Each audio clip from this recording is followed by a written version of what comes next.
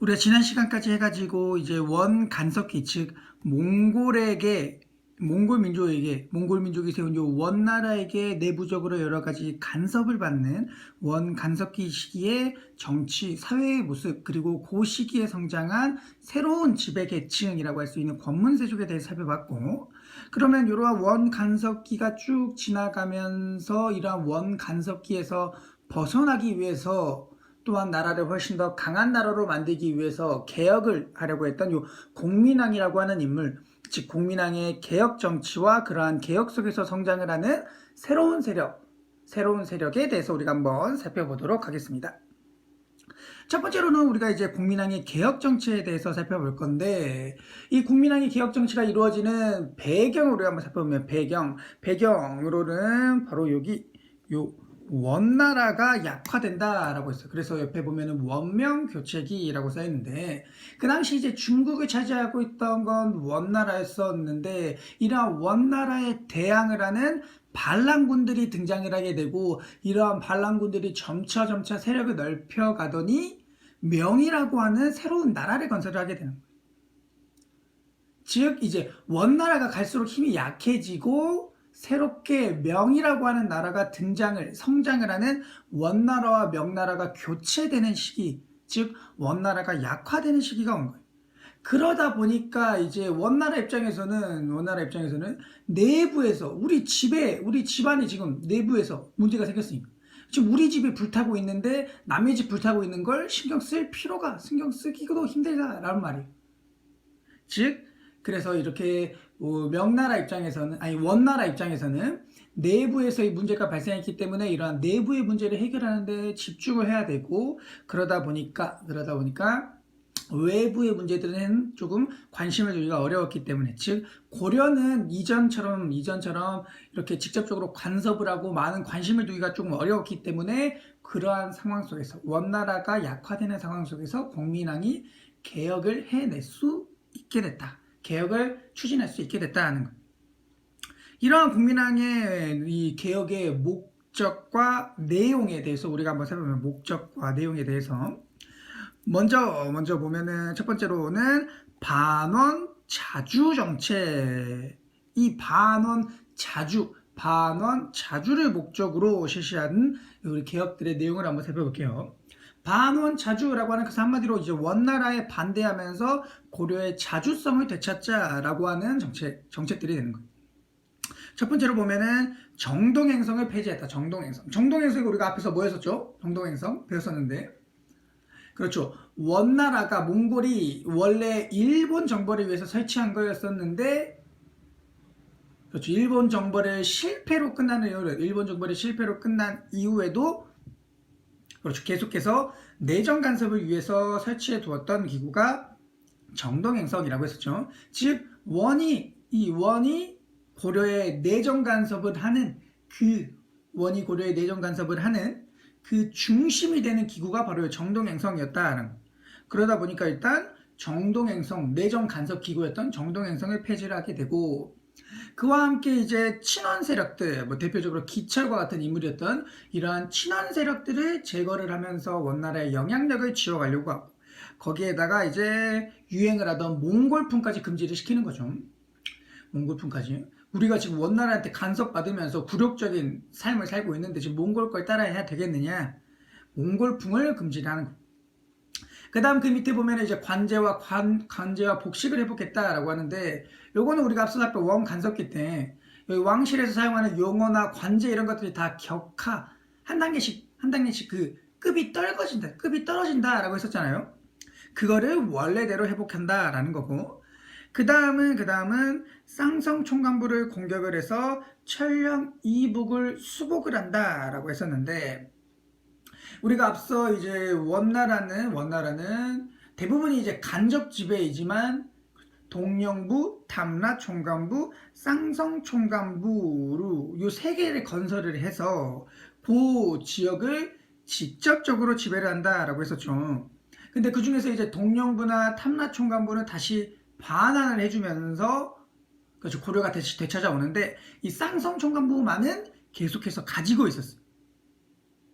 그러다 보니까 이제 공민왕은 이러한 원의 직접 지배받는 지역을 없애고자 쌍성 총관부를 공격을 함으로써 천령 이북당을 다시 되찾아오게 된다는 거예요. 천령 이북당을. 요거를 우리가 지도를 통해서 한번 살펴보면은, 지도를 통해서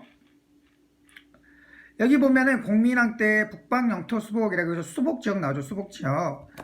여기 보면은 여기에 이제 쌍성 총관부 천령 위라고 여기에 나와 있고, 요 지역에 이제 쌍성 총관부가 있었고, 여기를 중심으로 한 요 지역, 요 지역 천령 이북당 요 지역을 공민왕 때 다시 되찾아오게 된다는 거예요. 그 다음으로는 공민왕의 왕권 강화를 위한 왕권 강화 정책을 보면은, 그 당시 아무래도 권문세족이 권력의 지배층, 즉 친원 세력, 원나라와 친한 성향을 가지고 있던 이러한 권문세족들이 사회의 지배층으로서 많은 권력, 권한을 가지고 있다 보니까 왕권이 약했었는데, 이 왕권을 강화시키기 위한 정책들을 실시하게 돼요. 그래서 우리가 앞에서 이어서 배우겠지만, 이 왕권 강화 정책의 대부분은 권문세족을 조금 약화시키는 정책들이 대부분이 돼요. 첫 번째로 나오는 게 전민변정도감을 설치를 하고 신돈에 등용했다, 이렇게 나와 있는데, 여기서 이제 여러분들이 좀 말이 어렵죠. 전민변정도감, 다시 따라해보면 좋을 것 같은데, 전민변정도감. 여기서 뭐 한자를 조금 풀이를 해보면은, 전민, 토지, 밭전이라고 하는 한자를 써가지고 토지와 백성들을 변화시킨다. 어떻게? 원래대로 올바르게 변화시키는 곳이다 라는 거예요. 그래서 이 전민변정도감이라고 하는 걸, 이러한 정치기구를 설치를 하고 신돈이라고 하는 인물을 등용을 하게 돼요. 신돈이라고 하는 인물. 그 당시 이제 신돈이라고 하는 인물을 등용을 하고, 이 신돈에게 전민변정도감을 맡기고, 여기서 이제 했던 일이 무엇이냐라고 하면은, 옆에 나와 있듯이 토지와 노비를 원래대로 만들어주는 기구다. 토지와 노비를 원래대로. 즉, 그 당시 이제 권문세족들은 그 강력한 권한을 바탕으로 해서 백성들의 토지를 빼앗고, 또 그냥 아무런 죄 없는 일반 농민들을 자신의 노비로 만들어버리고, 이러한 나쁜 짓, 이러한 폐단들을 엄청나게 벌였다라는 말이에요. 그러다 보니까 이 권문세족의 권한은 너무나도 커지고, 그렇죠, 백성들은 살기 힘들어지는 거예요. 그래서 요거를 해결하기 위해서 신돈을 등용을 하고, 새롭게 전민변정도감이라고 하는 걸 설치를 하고, 여기에서 이제 권문세족들이 불법적으로 빼앗은 토지, 노비 이런 것들을 원래의 주인에게 토지를 돌려주고, 노비들도 원래 백성들로, 일반 백성들로 다시 만드는 거예요. 요거를 이제 했던 곳이 바로 요 전민변정도감이 되겠어요. 전민변정도감. 그러다 보니까 이제 권문세족의 힘은 약해지는 거죠. 권문세족이 가지고 있던 노비나 토지들이 다시 원래대로, 즉 권문세족의 토지와 노비들이 줄어들게 되는 거니까 권문세족들은 약해지는 거. 그 다음에는 이제 정방을 폐지하게 돼요. 정방 우리가 앞서 뭐였죠? 그렇죠. 무신정권 시기 최후가 만든 인사권을 가지고 있는 인사행정기구라고 했었죠. 요 정방을 그 당시 이제 권문세족들 역시 똑같이 장악을 하면서 그들이 인사권을 가져가고 있었는데, 정방을 폐지를 하면서 권문세족들의 권한을 약화시키는 거고, 그 다음에는 성균관을 정비를 하고 유교 교육을 강화시켰다. 성균관을 정비를 하고 유교 교육. 그 당시 이제 국자감이 그 이름이 이제 고려 후기에 성균관으로 바뀌면서 하는 일은 똑같아요. 그전이랑 똑같이 이제 유학을 가르치던 국립대학이었었는데, 요 성균관을 새롭게 정비를 하고 여기서 유교 교육을 강화하면서 공민왕은 그렇지 자신의 충성스러운 어떤 관리들을 새롭게 뽑게 되는 거예요. 즉 자신을 도와줄, 자신과 함께 개혁 정치를 이끌어갈, 자신과 함께 고려를 이끌어갈 새로운 어떤 유학자들, 새로운 세력들을 등용을 하는, 자신의 충성스러운 어떤 관리들을 키워내는 거예요. 그래서 이러한 정책들을 통해서 왕권을 강화시키려는 모습을 보이게 된다. 여러분, 이 공민왕의 개혁 정치는 굉장히 중요해요. 굉장히. 이 목적과 내용 우리가 여러 가지 배웠었는데, 반원, 자주, 왕권 강화를 목적으로 해서 여러 정책들을 실시를 한다라고 배웠었는데 요 내용은 우리가 거의 빠짐없이 잘 알아야 돼요. 거의 빠짐없이. 시험에도 굉장히 자주 나오는 내용이고 또 공민왕이 원 간섭에서 벗어나기 위한 어떤 개혁을 펼치는 고려 역사의 굉장히 중요한 내용이니까 요 목적과 내용은 빠짐없이 조금 잘 기억을 해두는 게 좋을 것 같아요. 그 다음은 우리가 결과를 보면은 권문세족들의 어떤 반발과 홍건적과 왜구의 침입으로 실패를 하게 됐다. 권문세족들은 당연히 반발하겠죠. 자신들의 권력, 권한을 뺏어가려는 그러한 정책들을 실시하는 거니까. 그래서 권문세족들은 반발을 하면서 이때 이제 공민왕이 살해되기도 하고 이러한 거의 뭐 수단과 방법을 동원하지 않고 권문세족들이 반발을 하면서 공민왕의 개혁이 조금 힘들어지고 이 또한 이때 이제 홍건적과 왜구의 침입이라고 하는데 홍건적이라고 하는 것은 중국에서 일어난 반란군 붉은색, 빨간색 두 건을 두른 반란군이다라고 해서 홍건적이라고 하는데 이러한 홍건적이 전쟁에서 전투에서 패배를 하면서 고려까지 침입을 해오는 상황이 벌이게 돼요. 이 공민왕의 시기. 그래서 이제 북쪽에서는 홍건적의 침입, 남쪽에서는 왜구, 즉 일본의 왜구들이 이제 노략질을 해오는 이렇게 남쪽, 북쪽의 적들의 침입 이런 것들이 벌어지다 보니까 결과적으로는 공민왕의 개혁은 실패로 끝나게 돼요. 그래서 우리가 앞서 봤던 이제 뭐 반원 자주 정책들은 대부분 성공을 조금 거두는 모습들을 보이는데 왕권 강화를 위한 정책들이 많이 조금 실패를 거두는 모습을 보이게 돼요.